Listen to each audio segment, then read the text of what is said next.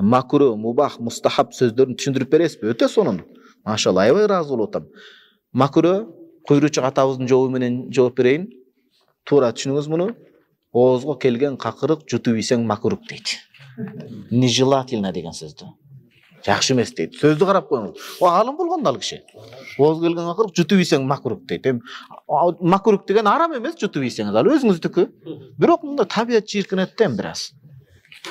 Бирок кээ бир учурларда заманда билесиздер да, закон кабыл болгондо жутуп ийген макругу маселе мубах болуп калган. Баягындай штраф төлөй турган учурларда, коомдук жайларда. Көрдүңүзбү? Мубах деген ошол уруксат берилген нерсе да. Ал учурда уруксат берилген нерсе. Сизге бул жооп макруга дагы, мубахка дагы түшүндүрмө болду. Макру арамдын укасы. Баткендик туугандарды айтмакчы, икасы.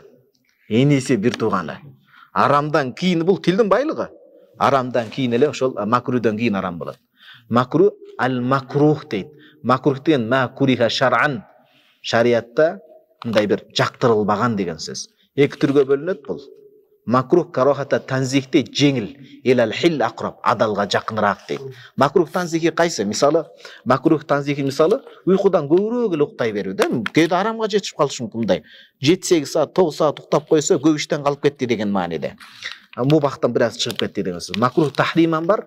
Бул макан илал харам акраб. Имам Абу Ханифа айтат, арамга жакын болгон масала. Арам эмес, арамга бир кыл калды дейт. Макрух тахриман. Масалан, заарасынан тазаланбоо, мындай гусул нерсе жугуп калса да тазаланбай жүрө берүү мисалы бул. Имам Мухаммад айтат, жок дейт. Макрух тахриман оор макрух бул арам эле дейт.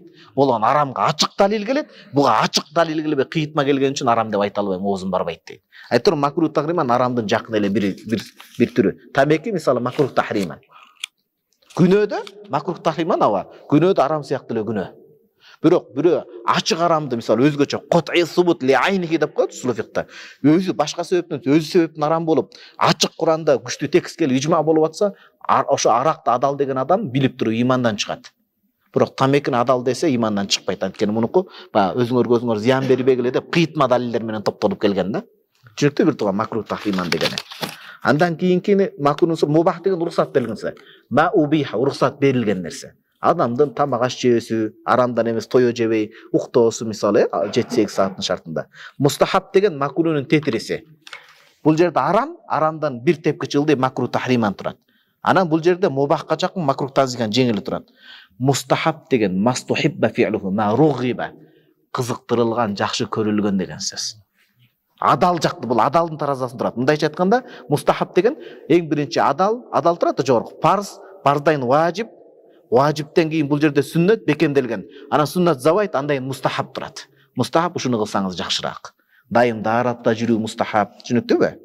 Ошол. Бул усулу фикдагы аксамул хукми таклифи, Кудай моюнга илген өкүмдөрдүн даражасы деп ошол илимде келет. Бир сыйра түшүнө алдыңыз да.